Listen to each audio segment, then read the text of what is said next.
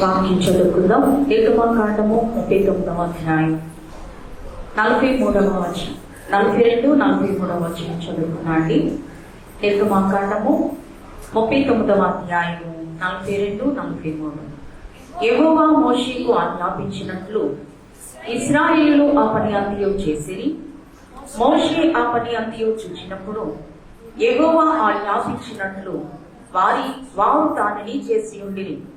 అలాగనని చేసి ఉండిరి గనుక మోషే వారిని దీవించెను. ప్రార్థన చేసుకుందాం. దయగల మా తండ్రి, సర్వశక్తిమంతుడా, నీ పరిశుద్ధ నామమునకు వేవేళ స్తుతులు స్తోత్రములు చెల్లిస్తూ ఉన్నాం. నిన్న నేడు నిరంతరము ఏకరీతిగా ఉన్న మా దేవానికి వందనాలు. మోషే ఉపవాస దినములన్నీ కూడా ఏకరీతిగా ఎంతో చిక్కగా వింతగా నీవు జరిగించి ప్రభా 40 దినాలు కూడా నీ పాద సన్నిధిలో ఉండుటకును, దేవా నీవు చెప్పినటువంటి మాటలు వినుటకును, మమ్మలను మేము మా యొక్క శరీర ప్రాణాత్మలు బలపరుచుకున్నటకు 40 దినములు ప్రభా నీ సన్నిధానానికి రావడానికి సహాయం చేసిన తండ్రి నీకు వందనాలు. ఇదిగో ప్రభా, ఈ దినము నీ పాద సన్నిధిలో ఉన్న మాకు అవసరమైన వాక్యాన్ని నీవే మాకు అందించింది. వాక్యంలో ఉన్న శక్తిని పొందుకొనుటకు దేవా మా హృదయమును తెరవండి. మా శరీర ప్రాణాత్మలను ప్రభా నీ వాక్యముతో నింపి రాబడుకు సిద్ధపరచమని మంచి బోధకుడి మాతో మాట్లాడుతున్నాం. యేసు స్వామి పేరిట అడిగి వేడుకొనుచున్నాం మా పరమ తండ్రి, ఆమేన్. వినుట విశ్వాసించుట ఆజ్ఞకు విధేయులై మనుట, వినుట విశ్వాసించుట ఆజ్ఞకు విధేయులై మనుట, ఈ కనులో మోడు చేయువారి పరలోక వాసవ్యులగుట, యేసు ప్రభువు వాక్యోచన ప్రీతితో వినరండి.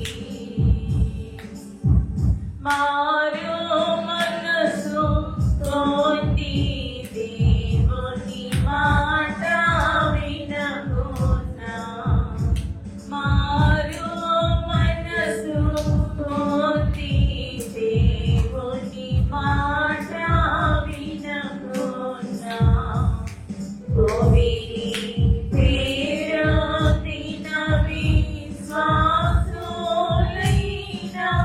చేరుకొనుట యేసునా, యేసు ప్రభువు వాక్యోచన ఇదిగో వినరండి. దేవుని సన్నిధానానికి వచ్చిన ప్రియ విశ్వాసులారా, దేవనామములో మీకెల్లరికూ కృపయు సమాధానము కలుగును గాక. ఆమేన్. మరి మనం చదువుకున్న వాక్య భాగముల్లో నిర్గమకాండము 39వ అధ్యాయం 43వ వచనములో మోషే ఆ పని అంతయు చూచినప్పుడు యెహోవా ఆజ్ఞాపించినట్లు వారు దానిని చేసి ఉండిరి. అలాగుననే చేసి ఉండిరి కనుక మోషే వారిని దీవించెను. ఈ అధ్యాయంలో అలాగే 40వ అధ్యాయం 16వ వచనములో కూడా మోషే ఆ ప్రకారము చేసెను. యెహోవా అతనికి ఆజ్ఞాపించిన వాటన్నిటినీ చేసెను, అలాగుననే చేసెను. 33వ వచనం, మరియు అతడు మందిరమునకును బలిపీఠమునకును చుట్టూ ఆవరణము ఏర్పరిచి ఆవరణ ద్వారపు తెరను వేసెను. అలాగునని మోషే పని సంపూర్తి చేసెను. 39వ అధ్యాయం మరి 32వ వచనములో కూడా మాట, ప్రత్యక్షపు గుడారపు మందిరము యొక్క పని యావత్తును సంపూర్తి చేయబడెను. యెహోవా మోషేకు ఆజ్ఞాపించిన ప్రకారముగానే ఇశ్రాయేలీయులు చేసిరి అనే మాట ఇక్కడ కనబడుతూ ఉంది. అయితే ఈరోజు మనం చెప్పుకుంటున్నటువంటి వాక్యము ఏమిటి అంటే నిర్గమకాండం 39:43 ఉన్న మాట. మరి మోషే గారు దీవించడానికి ఆ ముందు జరిగినటువంటి కార్యములు ఏమిటి అనేది మనం గమనించినప్పుడు ఆజ్ఞాపించినట్లు వారు దానిని చేసి ఉండిరి అని ఉంది. ఇక్కడ మనం గమనించినప్పుడు మొట్టమొదటిగా దేవుడు మోషేకు ఆజ్ఞాపించారు. మోషే గారు ఎవరికి ఆజ్ఞాపించారు? మందిరము పని కొరకు ఎవరినైతే దేవుడు ఏర్పాటు చేసుకున్నాడో వారందరికీ కూడా మోషే గారు ఆజ్ఞాపించారు. అసలు చెప్పాలి అంటే బైబిల్ గ్రంథం అంతా కూడా చదువుట, వినుట, గైకొనుటతో ముడిపడి ఉన్నది. అనుదిన జీవితంలో మనం చేయాల్సిన ఈ 3 పనులు ఏంటి అంటే చదువుట, 2 వినుట, 3 గైకొనుట. ప్రకటన గ్రంథం 1వ అధ్యాయం 3వ వచనములో గనుక మనం చూసినట్లయితే మరి అక్కడ మాట వ్రాయబడి ఉన్నది చూడండి. సమయము సమీపించింది గనుక ఈ ప్రవచన వాక్యమును చదువువాడును వాటిని విని ఇందులో వ్రాయబడిన సంగతులను గైకొను వారును ధన్యులు. ప్రకటన 1:3లో వ్రాయబడిన మాట. సమయము సమీపించినది కనుక మరి ఇందులో వ్రాయబడినటువంటి ఈ ప్రవచన వాక్యములను చదువువాడు. ప్రవచన వాక్యాలన్నీ కూడా ఎక్కడున్నాయి? పరిశుద్ధ గ్రంథంలో ఉన్నాయి. కాబట్టి అనుదినము విశ్వాసి చేయవలసిన పని ఏంటి అంటే దేవుని వాక్యాన్ని చదివే అలవాటు కలిగి ఉండాలి. 2 దేవుని వాక్యాన్ని విని అలవాటు కలిగి ఉండాలి. 3 దేవుని వాక్యాన్ని చదివి విని దానిని గైకొనే వారిగా ఉండాలి. ఇక్కడ 3 అంతస్తులు కనబడుతూ ఉన్నాయి. చదువుట 30 వినుట 60, గైకొనుట 100. ఇప్పుడు చెప్పండి, మన జీవితంలో చదువుతున్నాము, వింటున్నాము, గైకొంటున్నాము అని అంటున్నాం. అంటే ఇది ప్రతి దినము ఉంటుందా లేక ఆదివారమే ఉంటుందా? ప్రతి దినము కూడా ఉండాలి. కేవలం ఆదివారం మాత్రమేనండి పూర్తిగా మేము చదువుతున్నాం, వింటున్నాం, గైకొంటున్నాం, మిగిలిన 6 దినాలు కనుక అనుదిన జీవితంలో మనం చదివే వారంగా ఉండాలి. ఏం చదువుతున్నాం దినదినము అంటే దేవుని వాక్యాన్ని చదవాలి. లోకంలో పేపర్లు కాదు, లేకపోతే ఇతర సంబంధమైన పుస్తకాలు కాదు మనం చదవలసింది. అనుదిన జీవితంలో భక్తి పెంచుకోవాలి అంటే, విశ్వాసంలో వృద్ధి అవ్వాలి అంటే వాక్యము చదివే వారంగా ఉండాలి, వాక్యమును వినేవారంగా ఉండాలి, వాక్యమును గైకొనే వారంగా ఉండాలి. దైవజనులు రాసిన పాటల్లో వాక్యాహారము తినని ఎడల బలము ఆత్మకు లభించుడి ఎట్లు, వాక్య గ్రంథములోని దేవుని పలుకు వెనుక నడవడము ఎట్లు. వాక్యం వల్లే మనకు బలం, వాక్యం వల్లే మనము నడవగలం. గనుక బలం కావాలి, నడవగలగాలి అంటే దినదినము చేయవలసిన పని ఏంటి అంటే చదవడం. ఏం చదవాలి? మన పిల్లలు స్కూల్కి వెళ్ళి వచ్చిన తర్వాత బాబు ఈరోజు మరి చదువు అని అంటాం కదా, చదవమని అంటాం కదా. వాళ్ళు చదవలేదనుకోండి, చెప్పితే ఏమన్నా అర్థమవుతుందా? కాబట్టి అనుదిన జీవితంలో మనము దేవుని వాక్యాన్ని చదివే వారిగా ఉండాలి. ఈ యొక్క 3 అంతస్తులలో చాలా మంది ఒకరు వినేవారుగా ఉంటున్నారు, ఒకరు చదివేవారుగా ఉంటున్నారు, ఒకరు గైకొనేవారుగా ఉంటున్నారు. కానీ ఈ 3 అనుభవాలు ఒకదానిలోనే ఉన్నాయి. కాబట్టి అనుదిన జీవితంలో చదివే అనుభవం ఉన్నదా, వినే అనుభవం ఉన్నదా, గైకొనే అనుభవం ఉన్నదా? ఇప్పుడు మోషే గారిలో ఏ అనుభవం ఉన్నది? ఈ 3 అనుభవాలు ఉన్నాయి కాబట్టి చెప్పింది చెప్పినట్టుగా దేవుడు ఆజ్ఞాపించింది యావత్తు కూడా ఆయన పని పూర్తి చేసినట్లుగా వ్రాయబడింది. కనుక ఆయన మాత్రమే కాదండి, మోషే గారు ఎలాగో ఇశ్రాయేలు ప్రజలకు చెప్పారో వారు కూడా అలాగే చేశారంట. అందుకే మోషే గారు దీవించారా లేదా? ఏమంటే ఎప్పుడు దీవించారు మోషే గారు? పని పూర్తి అయిన తర్వాత దీవెన ఉన్నది. కనుక ఈ 3 పనులు ఎవరు చేస్తారో, చదివే అనుభవం, వినే అనుభవం, గైకొనే అనుభవం ఎవరిలో ఉంటుందో వారిని దేవుడు దీవిస్తాడా లేదా? దీవించే దేవుడే ఉన్నాడు. మోషే గారు దీవించారు అంటే మోషే గారు కంటే గొప్ప ఆయన ఎవరు? మోషే కంటే శ్రేష్ఠుడు అన్ని మోసముల నుండి విడిపించు. మోషే కంటే శ్రేష్ఠుడు అన్ని మోసముల నుండి విడిపించు. వేషధారుల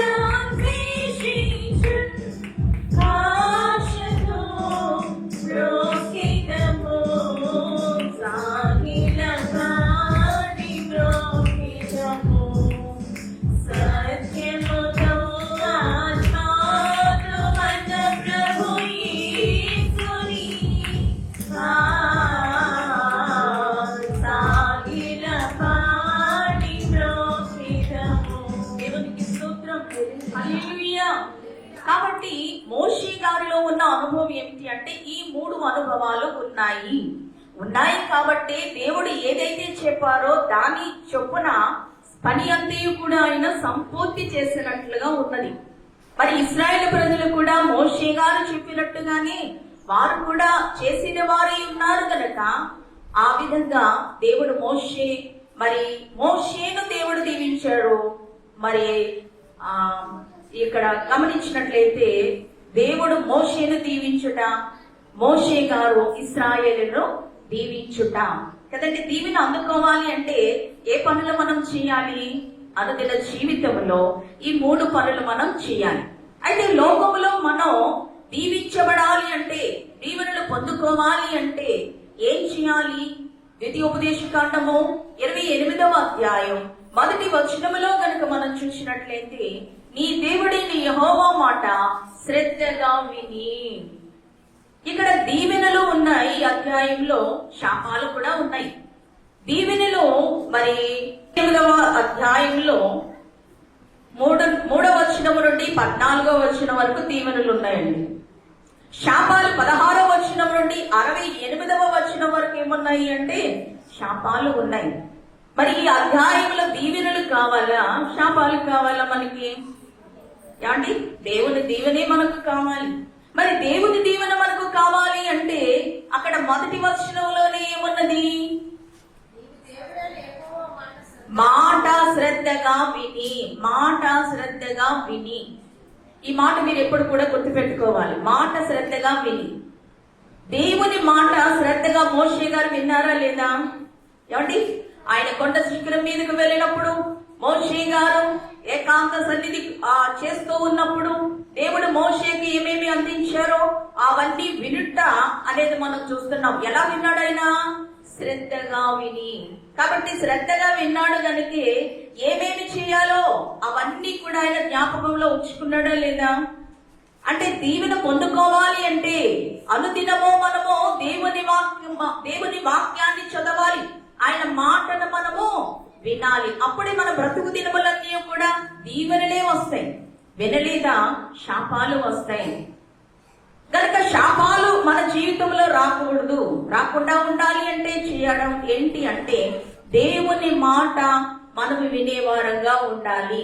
రోమాపత్రిక 17వ అధ్యాయం 17-18 వచనాలు కనుక మనం చూసినట్లయితే, కాగా వినుట వలన విశ్వాసము కలుగును, మరి వినుట క్రీస్తును గూర్చిన మాట వలన కలుగును. ఈ విశ్వాసము అనేది ఎలా కలుగుతుంది? మాట వినడం వల్ల కలుగుతుందంట. మరి మాట వినడం వల్ల ఎలా కలుగుతున్నది అంటే అది ఎవరి మాట అయి ఉండాలి? దేవుని మాట అయి ఉండాలి కదండి. ఒక మనిషి మాట ఒక మనిషికి విశ్వాసాన్ని ఇవ్వదు, కానీ దేవుని మాట మనిషికి ఏమిస్తుంది చెప్పండి? విశ్వాసమునిస్తూ ఉన్నది. కనుక మనం దేవుని మాట వింటే మన విశ్వాసంలో వృద్ధి పొందుతాం.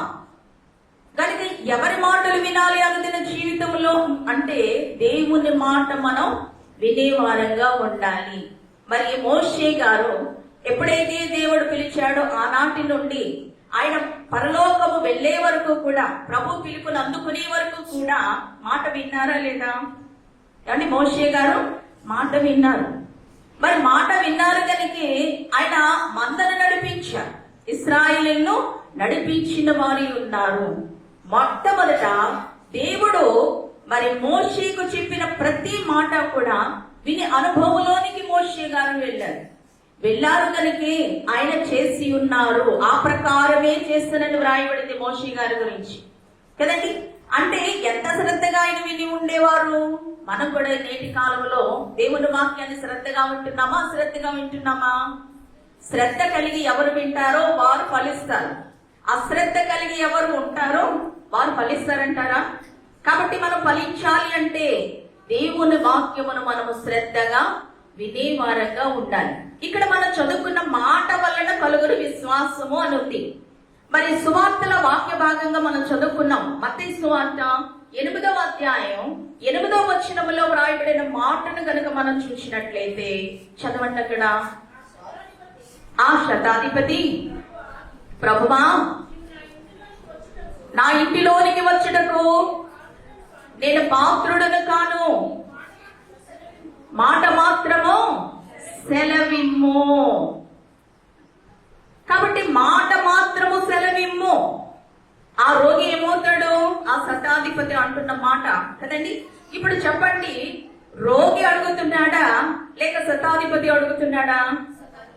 శతాధిపతి అడుగుతున్నాడు. అంటే రోగము బాగు కొరకు ఎవరు ఎక్కువగా విశ్వాసం ఉంచారు చెప్పండి? ఆ శతాధిపతి విశ్వాసం ఉంచారు. మన జీవితంలో కూడా ఇతరుల గురించి, ఇతర బలహీనతల గురించి మనము దేవుని సన్నిధికి వచ్చి ప్రార్థించే అలవాటు కూడా మనం కలిగి ఉండాలి. నాకెందుకులే, వారి శ్రమ కదా, వారి బాధ కదా, వారి కష్టం కదా, వారి చూసుకుంటారు అనుకోవడానికి లేదు. ఈ శతాధిపతి నుండి నేర్చుకోవలసింది ఏంటి అంటే, ఆ శ్రమ అతనిది కాదు కానీ తన పనివారిలో ఒకరిది. ఏమండి, యజమానుడికి పనివారి విషయంలో శ్రద్ధ ఉందా? ఆ శతాధిపతికి శ్రద్ధ ఉన్నది కనుకే, బాగుపడాలని మనసు ఉన్నది కనుకే ఎవరి దగ్గరకు వచ్చాడు? ఆయన బాగు చేసే వ్యక్తి దగ్గరకు వచ్చారు. ఎవరు బాగు చేయగలరు? పరమ వైద్యుడు. అప్పుడు ఎప్పుడు కూడా ఆయన వైద్యుడై ఉన్నాడు. ఇట్టి రోగమైనా, అట్టి రోగమైనా, ఎట్టి రోగమైనా యేసు ఇట్టే బాగు చేయను. మందు వాడకుండగని జబ్బులు మాన్పివేయగల తండ్రి మన దేవుడు కదండి. కాబట్టి ఇక్కడ బాగుపరచగలడు. ఏమండి, నీవు రావక్కరలొద్దయ్యా, నీ మాట చాలు కదండి. ఎంత విశ్వాసం ఆయనలో. కాబట్టి ఆ విశ్వాసాన్ని బట్టి ఆ రోగిని దేవుడు స్వస్థపరిచాడా లేదా అంటే, ఇక్కడ గమనించవలసింది ఏమిటి అంటే, దేవుని మాటలో ఏమున్నది? శక్తి ఉన్నది కదా. దేవుని మాటలో శక్తి ఉన్నది. పాడుకుంటాం మనం, విశ్వాసము లేని విసుగుదల సమయమున విశ్వాసమిమ్మని వేడుకో. కాబట్టి విశ్వమంతటిని విశ్వాసము ద్వారా గావించుచున్న దేవుడు. ఈ లోకములో మనం అడిగే విషయంలో విశ్వాసము పరిపూర్ణముగా లేదు కనుక మన జీవితంలో కార్యాలు జరగడం లేదు. సఫలమవ్వాల్సినవి విఫలమవుతున్నాయి అంటే మనలో అవిశ్వాసాన్ని బట్టి ఏ కారణం కనుక ఈ యొక్క వ్యక్తి యొక్క, శతాధిపతి యొక్క విశ్వాసం పరిపూర్ణమై ఉన్నది. ఎందుకు అంటే, నీ మాట చాలు. అంటే వచ్చి బాగు చేయనలేదు కానీ నీ మాట చాలు. అంటే దేవుని మాటలో ఎంత ప్రభావం ఉన్నదో అతడు ఎరిగిన వాడై ఉన్నాడు కనుక, గుర్తించిన వాడై ఉన్నాడు, గమనించిన వాడై ఉన్నాడు కనుక నీ మాట మాత్రమే సెలవిమ్ము. కాబట్టి వినుట వల్ల ఏం కలుగుతుంది? విశ్వాసము కలుగుతుంది. కనుక విశ్వాసము కలిగినది కనుక ఆ మాట వల్ల అతని యొక్క రోగము నుండి విడుదల పొందుకున్నట్లుగా మనం చూస్తూ ఉన్నాం. ఇక్కడ బైబిల్లో ఏం చెప్తుంది అంటే, మోషే గారి యొక్క నిర్గమాకాండ 40 అధ్యాయాలు మనకి ఏం నేర్పిస్తుంది అంటే, మాట వినుట అనేది నేర్పిస్తూ ఉంది. మరి వినడం మాత్రమేనా నేర్పించేది అంటే, వినుదాని ప్రకారం చేయడం కూడా నేర్పిస్తూ ఉంది ఈ అధ్యాయాలన్నీ కూడా, 40 అధ్యాయాలన్నీ కూడా. కాబట్టి మనం గమనించినప్పుడు మోషే గారు విని విడిచిపెట్టారా లేక అనుసరించారా? అనుసరించిన వారి ఉన్నారు కనుక విని అనుసరించుట అనేది మన జీవితంలో ఉండాలి. దేవుని వాక్యంలో కనుక మనం చూస్తే మత్తయి సువార్త 7వ అధ్యాయం 21వ వచనంలో చాలా మంది ప్రభువా ప్రభువా అని పిలుస్తూ ఉంటారు, కానీ ఏం చేయరు? ప్రవేశింపడు గాని నా తండ్రి చిత్త ప్రకారము చెయ్యువారే ప్రవేశించును. ఇప్పుడు ప్రభువా ప్రభువా అని పిలిచేవారు వెళ్తారా పరలోకం? ప్రభు చెప్పింది చేసేవారు వెళ్తారా? మనది ఏ వరుస చెప్పండి? ప్రభువా ప్రభువా అని పిలిచే వరుసలో ఉన్నావా లేక ప్రభు చెప్పింది చేసే వరుసలో ఉన్నావా? అందుకే అక్కడ ఒక ఉపమానం చెప్పారు, ఈ మాటలు చొప్పున చేయు ప్రతివాడు బండ మీద కట్టబడిన తన గృహాన్ని పోలి ఉండెను. ఇప్పుడు మోషే గారి యొక్క గృహం ఎక్కడ కట్టబడింది? బండ మీద కట్టబడిన గృహాన్ని ఆయన పోలి ఉన్నారు. ఈ నా మాటలు చొప్పున చేయువాడు కదా. ఇప్పుడు మోషే గారి జీవితం కనుక మనం గమనిస్తే దేవుడు చెప్పిన ప్రతి మాట ఆయన చేసి ఉన్నారా లేదా చెప్పండి? చేసిన వారే ఉన్నారు. బైబిల్ గ్రంథంలో దేవుడు చెప్పిన సంగతులు, దేవుడు చెప్పిన విధంగా ఎవరెవరు చేశారు అనేది మనం గమనిస్తే మొట్టమొదటిగా మనకు ఎవరు కనబడతారు అంటే ఎబ్రీ పత్రిక 11వ అధ్యాయంలో వీరుల జాబితా ఉంది, విశ్వాస వీరుల యొక్క జాబితా. ఆ విశ్వాస యొక్క వీరుల జాబితాలో క్రమం చెప్పున మనం చూసినట్లయితే చాలా మంది ఉన్నారండి కదా.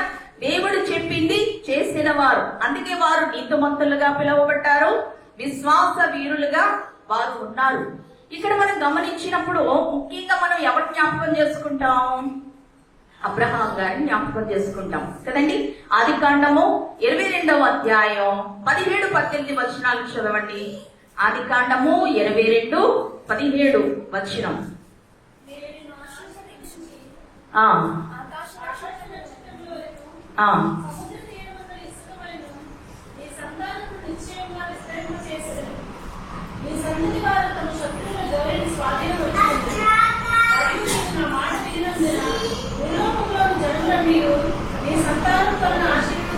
నీవు నా మాట వినినందున, ఏమని వ్రాయబడింది అబ్రహాం గారి గురించి? నీవు నా మాట వినినందున భూలోకములోని జనములన్నీ కూడా నీ సంతానము వలన ఆశీర్వదించబడను. అంటే మాట వినుట అనేది మనం ముఖ్యంగా చెప్పాలి అంటే ఎవరి గురించి జ్ఞాపకం చేసుకుంటాము అంటే అబ్రహాము గారి గురించి మనం జ్ఞాపకం చేసుకుంటాం. అందుకే మనం మొదట పాడుకున్నాం, వినుట విశ్వసించుట ఆజ్ఞకు విధేయులైమనుట. కాబట్టి అబ్రహాము గారి జీవితంలో వినుట ఉన్నది, విశ్వసించుట ఉన్నది, ఆజ్ఞను గైకొనుట ఉన్నది. ఆయనను బట్టి భూలోకమంతా కూడా మరి జనములన్నీ నీ సంతానము వలన ఆశీర్వాదం. అంటే ఇక్కడ మనం గమనించాల్సింది, మాట వింటే దేవుడు ఏమిస్తాడు? ఆశీర్వదిస్తాడు అని. మాట విని చేయడం ద్వారా మరి మోషే గారు ప్రజలను దీవించాడు. ఇక్కడ అబ్రహాము గారి విషయంలో మనం గమనించినప్పుడు మాట వినడం వల్ల భూలోకములోని జనములన్నీ, ఎన్ని జనాలు ఉన్నాయి? అనేకమైన జనములు ఉన్నాయి కదండి. కాబట్టి వంశములను అబ్రహామును బట్టి ఆశీర్వదించడం అనేది మనం చూస్తున్నాం. మరి అబ్రహాము గారి గురించి చెప్పాలి అంటే రోమపత్రిక 4వ అధ్యాయం 18 నుండి 22 వరకు గమనించినప్పుడు అతడు నిరీక్షణ కలిగి నమ్మెను అని వ్రాయబడింది. ఎప్పుడంట? దేవుడు ఆయన జ్ఞాపకం చేసుకున్నాడు. రోమపత్రిక 4వ అధ్యాయం 18-22 చూసినట్లయితే చెప్పిన విధానం బట్టి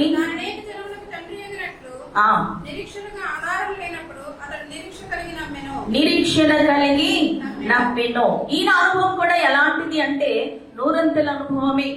1 కొరింథీ పత్రిక 13వ అధ్యాయం 13వ వచనంలో నిలిచే వాటిలో 3 కనబడుతూ ఉన్నాయి. 1 విశ్వాసము, నిరీక్షణ, ప్రేమ. ఈ 3 లక్షణాలు మనం గమనించినప్పుడు విశ్వాసము అనేది ఎవరిలో ఉన్నది? అబ్రహాము గారికి ఒక పేరు, విశ్వాసులకు తండ్రి అని కదా. అబ్రహాము గారికి ఆ పేరు ఎలా వచ్చింది? చూచినమ్మాడా చూడకనమ్మాడా? నమ్మెను, నిరీక్షణ కలిగి నమ్మెను అని ఉంది కదండి.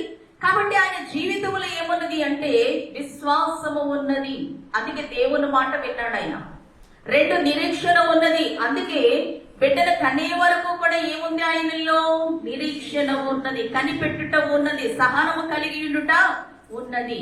మరి ఆయనలో 3వ లక్షణం ఏమిటి? ప్రేమ. ప్రేమ ఎప్పుడు కనబడుతుంది చెప్పండి? 22వ అధ్యాయం, ఆదికాండం 22వ అధ్యాయంలో దేవుడు అడుగుతూ ఉన్నాడు కదా, నీవు ప్రేమించిన నీ ఒక్కగానొక్క కుమారుని నాకు బలి ఇవ్వు అన్నాడు. ఏమండి బలి ఇవ్వు అనగానే ఇప్పుడు అబ్రహాము గారు ఎవరిని ఎక్కువగా ప్రేమిస్తున్నారు? దేవుడు ఏమన్నాడు? నీ ప్రేమించిన కుమారుడు. ఇప్పుడు దేవుని మీద ప్రేమ ఉందా, కుమారుని మీద ప్రేమ ఉన్నదా అబ్రహాం గారికి? దేవుని మీద కదండి, దేవుని మీద ఉన్నది. మరి కుమారుని మీద ఉండాలా లేదా? ఉంది. కానీ కుమారుని కంటే ఎక్కువగా ఎవరిని ప్రేమిస్తూ ఉన్నాడు? నన్ను ప్రేమించేవాడు నా ఆజ్ఞను గైకొనును. ప్రేమ అంటే ఎందులో కనబడుతుంది? ఇప్పుడు ఆయన జీవితంలో క్రియల్లో కనబడుతూ ఉన్నది. నేను ప్రేమిస్తున్నాను అనడం కాదు, ప్రభా అని పిలవడం కాదు. క్రియలు లేని విశ్వాసము మృతము. కాబట్టి అబ్రహాములో క్రియ ఉన్నదా లేదా చెప్పండి? క్రియ ఉన్నది, క్రియలు ఉన్నాయి. అందుకే తన ఒక్కగానొక్క కుమారుని ఇచ్చే విషయంలో ఏమండి ప్రేమ కనబడుతుందా లేదా? యేసుక్రీస్తు ప్రభువు కూడా ఈ లోకానికి రావడానికి ఎవరి ప్రేమ కనబడుతుంది? ఆ పరలోక తండ్రి యొక్క ప్రేమ కనబడుతుంది. తన కుమారుని లోకానికి మన కొరకు బలి ఇవ్వడానికి వెనుకాడలేదంట. అదే అనుభవం అబ్రహాము గారిలో కూడా మనం చూస్తున్నాం.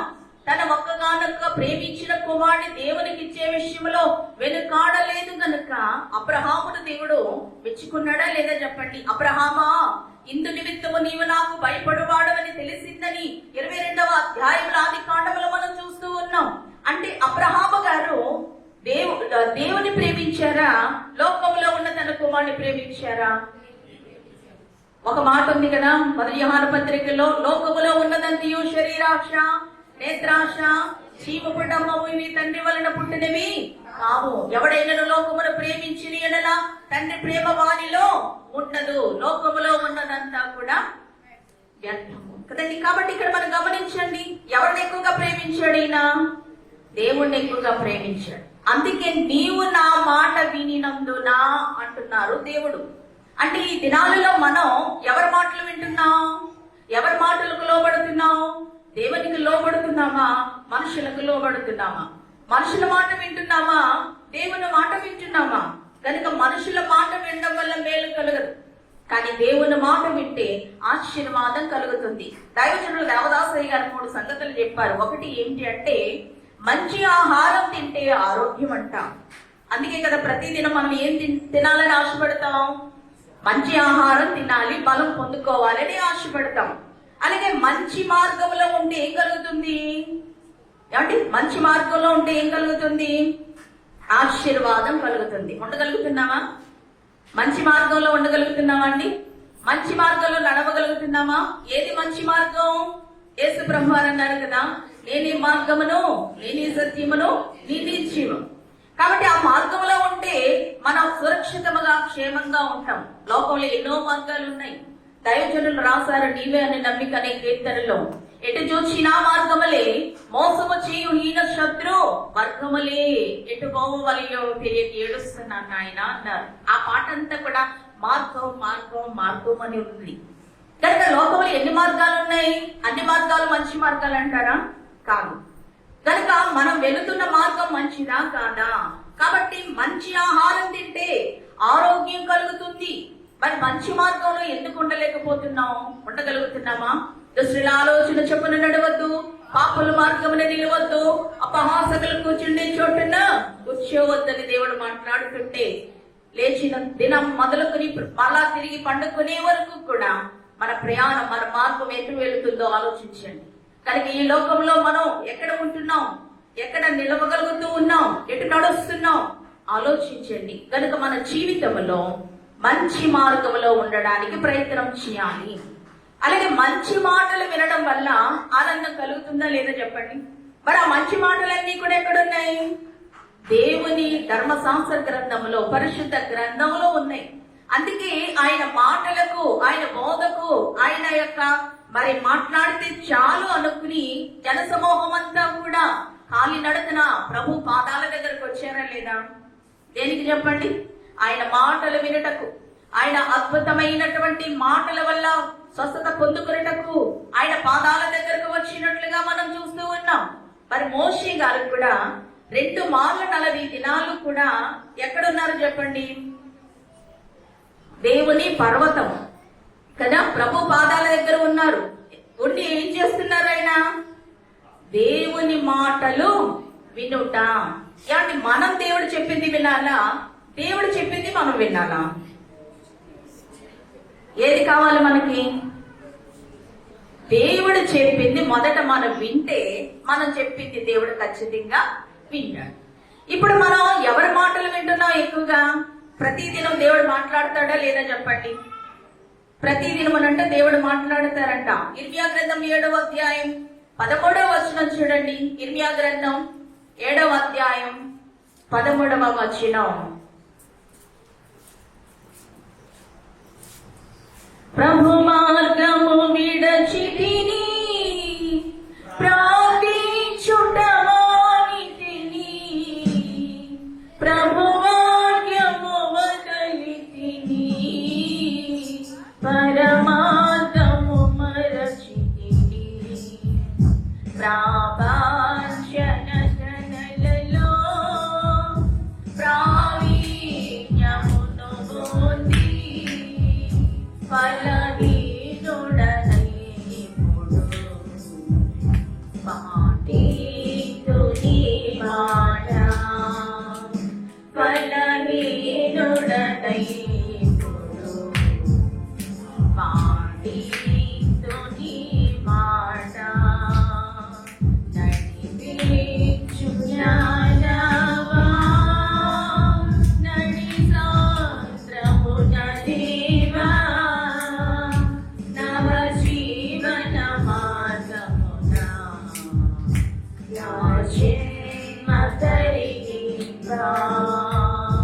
చూడండి, ఇర్మియా గ్రంథం 7వ అధ్యాయం 13వ వచనంలో,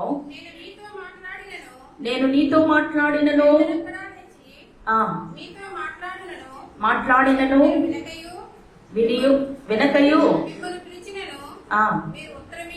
ఉత్తరమీయకయు ఉన్నారు.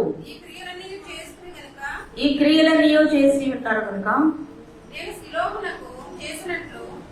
7వ అధ్యాయం 22వ వచనం కూడా చదవండి. ఇర్మియా గ్రంథం. ఇక్కడ ప్రభు మాట్లాడుతున్నారు, కానీ మనం వింటున్నామా? జవాబు ఇస్తున్నామా? దేవుడు పెద్దలెక్కడనే వచ్చి నీతో మాట్లాడాలని ఆశ కలిగి ఉన్నారంట. 7వ అధ్యాయం 22వ వచనం చూడండి. రప్పించిన దినమున చెప్పలేదు,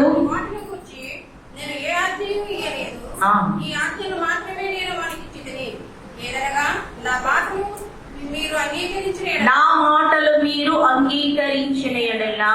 కాబట్టి ఇక్కడ మనం గమనించాల్సింది, వినలేదు అని వ్రాయబడింది కదండి.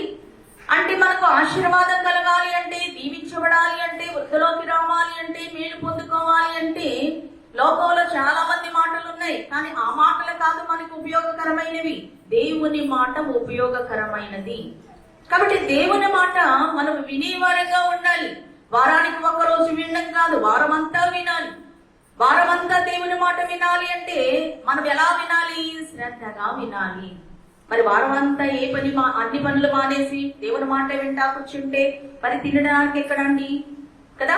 కాబట్టి ఆహారం సంపాదించుకోవాలి, కానీ మొట్టమొదటిగా మొదటిగానే మొదట మోకాళ్ళు నీ మన తండ్రిని తలంచుకొనుట అన్ని పనుల కంటే మించిన పని అన్నారు. లేవంగా నేను చేయాల్సిన పని దేవుని పాదాల దగ్గరకు వెళ్ళడం. దేవా, ఈ రోజు జీవం ఇచ్చావయ్యా, సజీవ లెక్కలో నన్ను ఉంచావు, నీ మాటతో నన్ను నింపు, ఏం చేయాలి ఈ దినమంతా నీ కొరకు అని మనం అడిగితే దేవుడు తప్పక జవాబిచ్చే దేవుడే ఉన్నాడు. కాబట్టి ఆయన మాట్లాడడానికి సిద్ధంగా ఉన్నాడు, కానీ ఆయన మాట వినడానికి మాత్రం మనం సిద్ధంగా లేము. కనుక సిద్ధంగా ఉన్నవారు సిద్ధపడగలరు.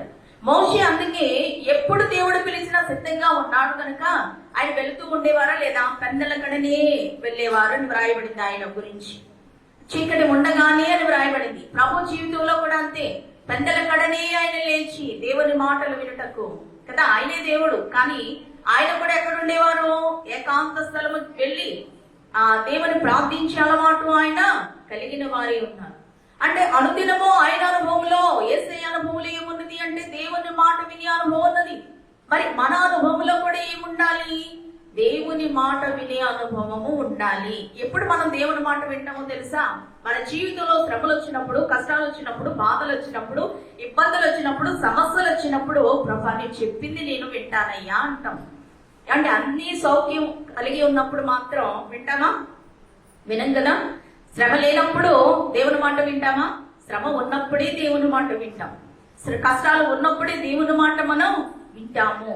అయితే ఇక్కడ మనం ఈ అధ్యాయంలో నేర్చుకోవాల్సింది ముఖ్య విషయం ఏంటి అంటే దేవుని మాట వినుట. దేవుని మాట వినుట. వినుట వల్ల విశ్వాసం అని మనం పాడుకున్నాం.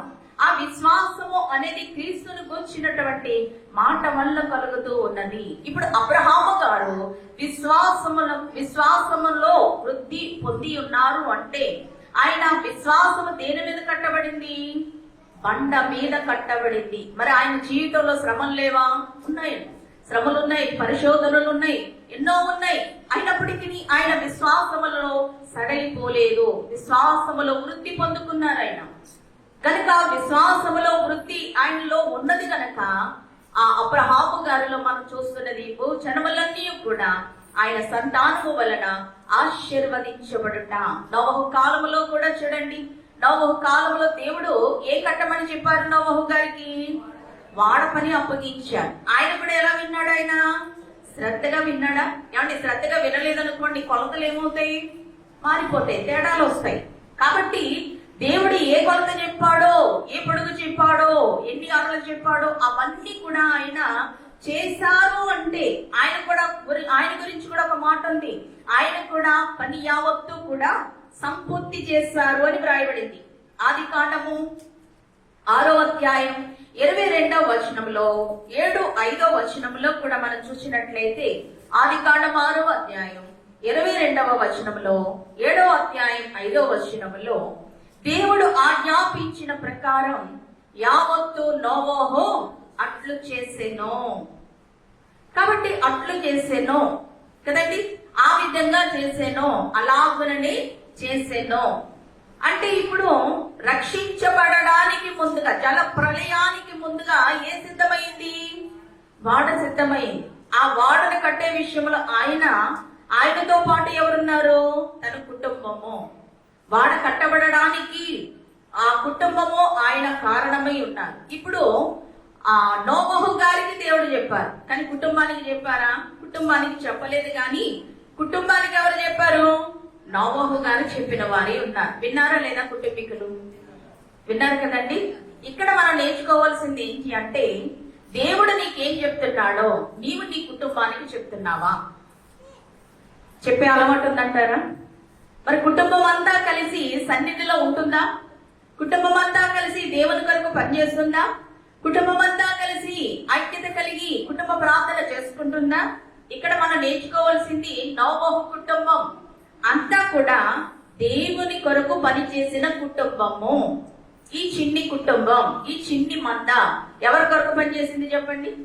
దేవుడు చెప్పిన పని చెయ్యటకు కదండి.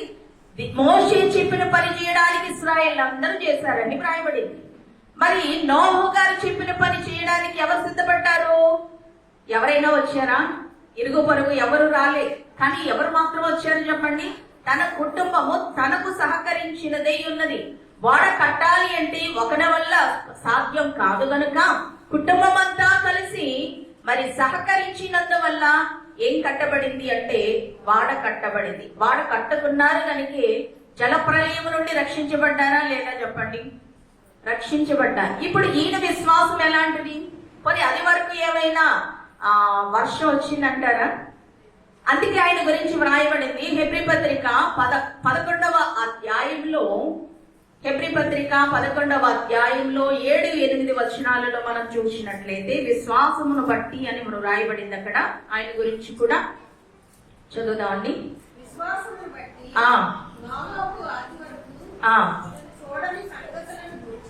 చూడని సంగతులను గురించి దేవుని చేత హెచ్చరించబడి భయభక్తులు గలవాడై తన ఇంటి వారి రక్షణ కొరకు వాడను సిద్ధము చేసెను. ఎవరి కొరకు సిద్ధం చేశాడైనా? తన ఇంటి వారి కొరకే కాదు, కానీ ఎవరు దేవుని మాట వింటారో వారందరి కొరకు కూడా ఆయన సిద్ధం చేశారండి. కానీ విన్నారు, కానీ చేరిన వారు ఎందరున్నారు? విన్నారందరూ. కడుతున్నప్పుడు ఇది ఎందుకు కడుతున్నావు అని అడగరా? ఏమండి, ఏ వర్షం లేదు కదా, ఇక్కడ ఎందుకు కడుతున్నావు అని అడగరా? ఇంత వాడేందుకు నీ కుటుంబానికి అని అడగరా? అడుగుతారు కదా. కానీ దేవుడు ఏం చెప్పాడో ఆ సంగతులన్నీ నోవహు గారు వారికి మాటతో మాట్లాడిన వారే ఉంటారు కదండి, చెప్పేవారుగా ఉంటారు కదా. కానీ విన్నారంటారా? విన్నారా లేదా? విన్నారండి, కానీ చేరలేదు. ఈ రోజు మనం కూడా అలాగే ఉన్నాం, వింటున్నాం, ప్రతి దినం దేవుని వాక్యాన్ని వింటున్నాం, కానీ అలా చేయడం లేదు. ఎలా చేయడం లేదు? నీతిగా ఉండమని దేవుడు చెప్తున్నాడు, కానీ నీతిగా ఉండడం లేదు. వాక్యం చదవమని దేవుడు చెప్తున్నాడు, కానీ వాక్య ప్రకారం మన జీవితాలు ఉండడం లేదు. మంచి మార్గంలో ఉండాలని దేవుడు మాట్లాడుతున్నాడు, కానీ మంచి మార్గంలో మనం ఉండలేకపోతూ ఉన్నాం. దేవుడు ఎన్ని ఉపయోగకరమైన మాటలు నీ కొరకు పలుకుతున్నా వినలేని స్థితిలో నీవు ఉంటున్నావు. కొన్నిసార్లు వింటున్నారు, కానీ ఆ మాటలు ఎక్కడికి వెళ్ళడం లేదు? హృదయములోనికి వెళ్ళడం లేదంట. లూదియా తన హృదయాన్ని పౌలు గారు చెప్తున్న వాక్యానికి తెరవబడిందా లేదా చెప్పండి? హృదయం తెరవబడింది కనుక దేవుడు ఏ తలుపు తెరిచాడు? రక్షణ ద్వారం తెరిచాడు. తన హృదయం తెరవబడింది, తన ఇంటి వారి యొక్క రక్షణ అనేది మనం చూస్తూ ఉన్నాం. అంటే వాక్యము ఎందులోకి వెళ్ళాలి చెప్పండి? హృదయములోనికి వెళ్ళాలి. మాటలు హృదయములోనికి వెళ్ళాలి, అప్పుడే ఫలిస్తాం. నా యందు నీవు, నా మాటలు నీ యందు నిలిచి ఉంటేనే అన్నారు యోహాను సువార్త 15వ అధ్యాయంలో. కాబట్టి ఆయన మాటలు మన యందు ఉండాలంట. మరి ఆయన మాటలు మన యందు ఉంటున్నాయా? ఏమండి, విడిచే వారంగా ఉంటున్నాం. మనం పాడుకున్న పాట అదే కదా, ప్రభు మార్గము విడిచి తిని వాక్యము చదవటం మాని తిని కనుక ఈ లోకంలో నేను జీవిస్తున్నాను అని దైవచనులు వ్రాసారు ఆ పాటలో. కాబట్టి చూడండి, మన జీవితంలో ఎలా ఉన్నాము అంటే మాట ఆదివారం వినేవారంగా ఉన్నాం కానీ మిగిలిన 6 దినాలు వినలేని స్థితిలో ఉంటున్నాం. నోవహు గారు విన్నారా లేదా? వాడ కట్టమని చెప్పిన నాటి నుండి కట్టే వరకు, పూర్తయ్యే వరకు, జల ప్రళయము వచ్చే వరకు కూడా ఆయన దేవుడు ఏం మాట్లాడారో అవన్నీ కూడా ఆయన విన్నవారై ఉన్నారు. మరి తర్వాత వినలేదా అంటే తర్వాత కూడా ఆయన విన్నవారై ఉన్నారండి. కనుక భక్తుల జీవితంలో ఏ లక్షణం ఉన్నది అంటే దేవుడు చెప్పింది వినడం, చేయడం అనే లక్షణం ఉంది. మరి విశ్వాసులమైన మన జీవితంలో ఏ లక్షణాలు ఉండాలి? ఈ 2 లక్షణాలు ఉండాలి. ఉన్నాయంటారా? లేవంటారా? ఉండాలా అండి? ఈ 2 లక్షణాలు మనలో ఉండాలి. వినే లక్షణం ఉండాలి, చేసే లక్షణం కూడా ఉండాలి. చాలా మందికి ఈ 2 ఉండడం లేదు. ఎందుకు అంటే ఒక తండ్రికి 2 కుమారులు, ఆ కుమారులకి ఒక తండ్రి పని అప్పగించాడు. పొలంలోనికి వెళ్లి పని చేయమని అప్పగిస్తే నేను వెళతానన్న ఆయన వెళ్లకుండా ఉన్నాడంట. ఇంకొక ఆయన అడిగితే నేను వెళ్ళను అని చెప్పాడంట. కానీ ఎవరు వెళ్ళారు చెప్పండి? ఈ ఇద్దరిని ఎవరు మంచి వ్యక్తి, ఎవరు మంచి కొడుకు? ఏమంటే వెళ్ళనని చెప్పిన వ్యక్త, లేదు వెళ్ళను అని చెప్పి వెళ్ళిన వ్యక్త? మనం ఇప్పుడు ఎలా ఉన్నాం? చేస్తానండి పాస్టర్ గారు ఎవరన్నా ఏదన్నా చెప్పాలనుకోండి, చేస్తామండి, వెళ్తానండి, అవునండి అని అంటాం. తర్వాత ఏం చేస్తాం? ఇప్పుడు కుదరదండి, చేయనండి అన్న వాళ్ళు ఉంటారు చూడండి, వాళ్ళు మాత్రం చేస్తారు పని కదా. ఇప్పుడు మనం ఏ వరుసలో ఉన్నట్టు లెక్క? వింటున్నట్టుగా ఉన్నాము గాని వినడం లేదు, చెయ్యడం లేదు, ఆ వరుసలో ఉన్నాం. కాబట్టి మన జీవితంలో వినే కూతురులుగా, కొడుకులుగా ఉండాలి. మన పిల్లలు వినాలి అని అనుకుంటాం కదా, మన మాట వినాలి అని అనుకుంటాం కదా. అలాగే దేవుడు కూడా మన నుండి కోరుతున్నది ఏంటి? ఎల్లప్పుడూ మనం ఆయన మాటలు వినాలి అని ఆయన కూడా కోరుతున్న వారే ఉన్నారు. కనుక ఇక్కడ మనం గమనించినప్పుడు మోషే గారి యొక్క జీవితంలో ఏ అనుభవాలు ఉన్నాయంటే దేవుని మాట వినే అనుభవం, చేసే అనుభవము.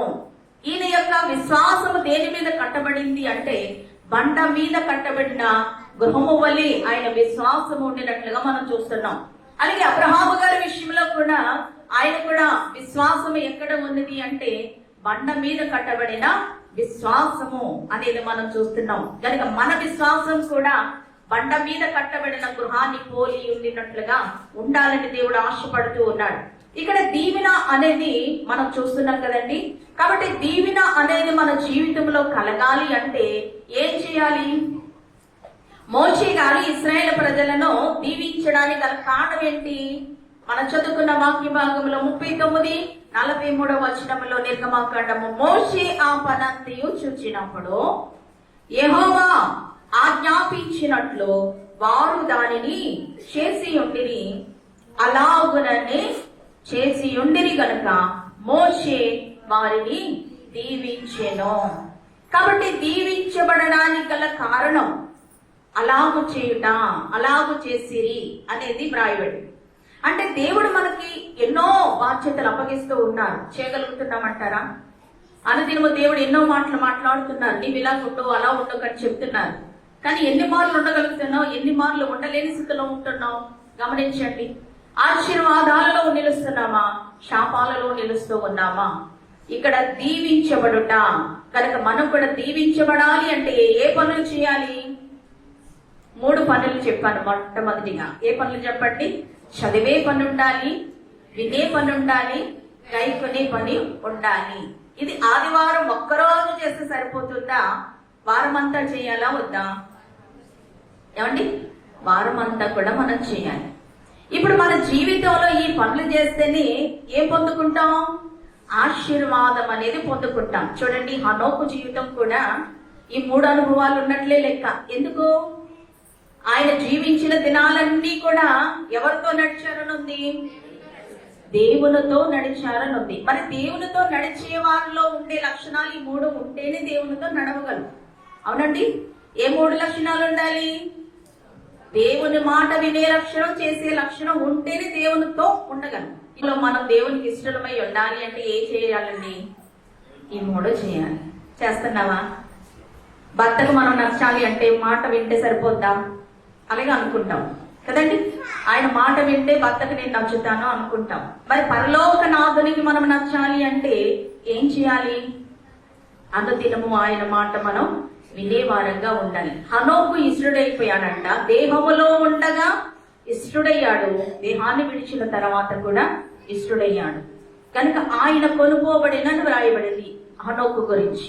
కనుక మన జీవితంలో కూడా ఎలా ఉండాలి అంటే ఆ 3 లక్షణాలు మనం కలిగి ఉండాలి. చూడండి, హేబేలు గారి జీవితం కూడా అంతే. దేవునికి ఇచ్చే విషయంలో ఆయన కూడా ఎలా ఉన్నాడు? పరిపూర్ణమైన సమర్పణ కలిగినట్లుగా మనం చూస్తున్నాం కదండి. హేబేలు గురించి చెప్పాలి అంటే ఆయన నీతిమంతుడని, ఆ దేవుని వలన సాక్ష్యం పొందిన వ్యక్తి అని, మొట్టమొదటిగా మరి దేవునికి శ్రేష్టమైనటువంటి బలి ఆ దేవునికి అర్పించినట్లుగా, దేవునికి కానుక అర్పించినట్లుగా ఆయన గురించి మనం చెప్తున్నాం. హెబ్రీ పత్రిక 11వ అధ్యాయం 4వ వచనంలో ఆ ఒక్క వచనములోనే ఎన్నో ఆశీర్వాదాలు దేవుడు దాచించాడు మరి హేబేలు గారి గురించి కదండి. దేవునికి ఇష్టడయ్యాడా లేదా ఆయన కూడా కదా? దేవుని మాట విన్నాడు, ఆయన కూడా విన్నాడు. కనుకే ఆయన ఎలాగో దేవునికి ఇవ్వాలో కూడా మనకి నేర్పుతున్నాడు. ఆయన నుండి మనం నేర్చుకోవాల్సింది ఏంటి అంటే దేవునికి ఇచ్చే విషయంలో శ్రేష్టమైనవి ఇవ్వాలి, అలాగే దేవుని యొద్దకు వెళ్ళాలి, దేవునికి ఇవ్వాలి, దేవుడు చెప్పింది చెయ్యాలి అనేది ఆయన జీవితంలో, ఆయన అనుభవంలో ఉన్నది. అలాగే హనోకు అనుభవంలో దేవునితో నడిచే అనుభవము. బైబిల్ గ్రంథంలో భక్తులు దేవునితో నడిచారు కనుకే వారు నీతిమంతులుగా, విశ్వాస వీరులుగా వారు తీర్చబడ్డారు. మనం కూడా ఈ లోకంలో ఎవరితో నడవాలి అని పౌలు గారు అంటున్నారు. 1 కొరింథీ పత్రిక 11వ అధ్యాయం 11వ వచనంలో, నేను క్రీస్తును పోలి నడుచుకొనుచున్న ప్రకారం మీరు నన్ను పోలి నడుచుకొనండి అన్నారు. కాబట్టి ఆయన పోలి, ఎవరు పోలి నడుచుకోవాలి? మనం యేసయ్యను పోలి మనం నడుచుకోవాలి. మీకు మాదిరి ఉంచిపోయినని వ్రాయబడింది, పేతురు గారు రాస్తున్నారు కదా. కాబట్టి మాదిరి కనుక మన మాదిరి ఎవరు అంటే యేసు ప్రభువారు. మాదిరి కూడా ఎవరు అంటే యేసు ప్రభువారై ఉన్నారు. ఆ మార్గంలో మనం నడవాలి. ఆయన ఈ లోకంలో మరి దేవుని మాట విన్నారు, దేవుని మాట ప్రకారం ఆయన జీవించారు. ఆ మార్గాలే మనకు చూపించారు. తల్లిదండ్రులకు లోబడ్డారు అంటే విన్నారా లేదా చెప్పండి? తల్లిదండ్రుల మాట విన్నారా లేదా ఆయన? అంటే నేను దేవుణ్ణి, మీరు నా మాట వినాలి కానీ నేను మీ మాట వినను అనలేదు ఆయన. తల్లిదండ్రులకు కూడా ఆయన లోబడినట్లుగా మనం చూస్తూ ఉన్నాం. కనుక మన జీవితంలో మాట వినుట నేర్చుకోవాలి. ఏం నేర్చుకోవాలి చెప్పండి? మాట వినుట నేర్చుకోవాలి. నేటి కాలంలో ఉన్నటువంటి సంఘాలలో కానీ కుటుంబాలలో కానీ మాట వినే స్థితి ఉన్నదంటారా అండి? లేదు. వ్యక్తిలో లేదు. ఇంకా వ్యక్తిలో లేకపోతే కుటుంబంలో ఎక్కడ ఉంటుంది? ఆ కుటుంబం అంతా సన్నిధికి వెళ్తున్నప్పుడు సన్నిధిలో కూడా ఏముండడం లేదు అంటే దేవుని సహవాసంలో కూడా మాట వినే స్థితి కూడా ఉండడం లేదు. కనుక మన జీవితంలో ఏం కలిగి ఉండాలి అంటే వినుట అనేది మనం కలిగి ఉండాలి. ఇక్కడ దైవజనులు వ్రాసారు, మారు మనసు పొందిన నీవు భూమిని పేరొందిన విశ్వాసివైనా పరలోకం వెళ్ళాలి అంటే దేవుడు చెప్పింది చెయ్యాలి. కనుక దేవుడు చెప్పింది చెయ్యాలి అంటే ఎంత విశ్వాసం ఉండాలి అంటే ఆవగింజంత విశ్వాసం ఉంటే చాలు. ఎంత విశ్వాసము? అంత ఉందండి, అంత ఉండాలి. ఆవగింజంత విశ్వాసం కంటికి చిన్నదే, కానీ దానిలో ఉన్న విశ్వాసము పరిపూర్ణము. పరిపూర్ణమైన విశ్వాసము కావాలి. విశ్వాసము లేని విసుగోదల సమయాన విశ్వాసమిమ్మాని వేడుకొనుము.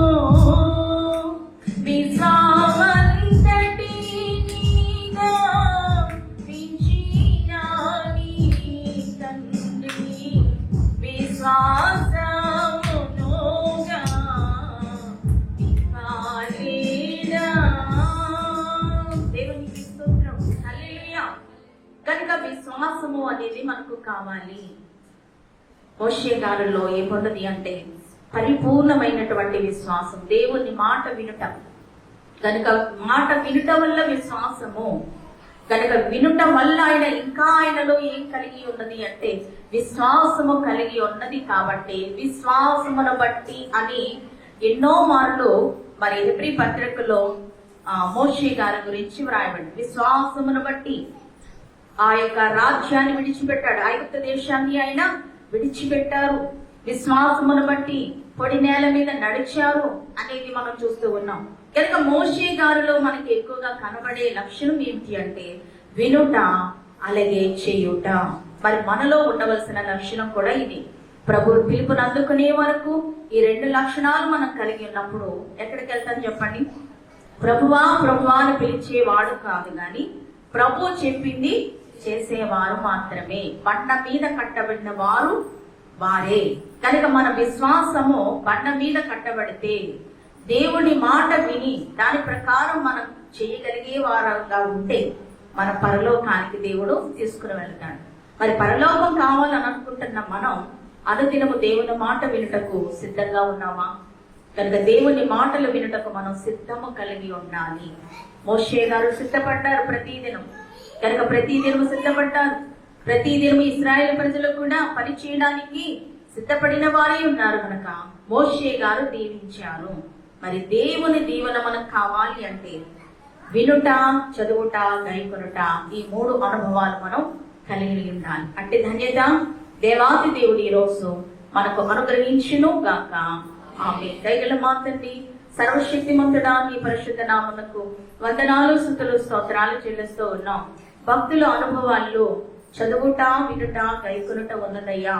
విశ్వాస అనుభవంలో కూడా ఉండవలసినవి ఇవి.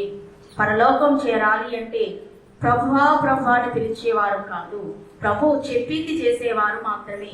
కనుక ఆయన మీతో చెప్పున్నది చేయాలి. ఎవరికి నీవు ఏ విధమైన మాటలు మాట్లాడుతున్నావో, చేయమని చెప్తున్నావో వాటిని అందరూ కూడా చేయాలి. నాయన భూలోకములో జనములన్నీయో నీ సంతానము వలన ఆశీర్వదించబడను అని అబ్రహాము గారి విషయంలో మాట్లాడిన దేవా నీకు స్తోత్రాలు. అలాగే ఆశీర్వాదం పొందుకోవాలి అంటే అన్ని జనాంగములు ప్రభా ఆశీర్వదించబడాలి అంటే అందరూ నీ మాట వినాలి. తండ్రి నీకు వందనాలు. నీ వల్ల మేము దీవించబడాలి, నీ వల్ల మేము ఆశీర్వదించబడాలి, నీ వల్ల మేము వృద్ధిలోనికి రావాలి ప్రభా. అటువంటి ఆశీర్వాదములతో మమ్మల్ని నింపుమని ఇదిగో మోషే గారు నీవు ఆజ్ఞాపించిన పని యావత్తు చేశారు. ఇశ్రాయేలు ప్రజలు కూడా చేశారు. కనుక అది చూచి నాయన చేసి ఉండిరని గ్రహించి దీవించిన మోషేను బట్టి నీకు వందనాలు. అలాగే లోకములో మేమును కూడా దీవించబడే స్థితిలో ఉండడానికి, నీవిచ్చిన ఆశీర్వాద స్థితిలో మేము ఉండడానికి నీ సహాయమును మాకు అందించి నడిపించమని ఈ లోకానికి దీవించడానికి వచ్చిన యేసు స్వామి పేరట అడిగి వేడుకొనుచున్నాం మా పరమ తండ్రి. ఆమేన్. అందరికీ వందనాలు.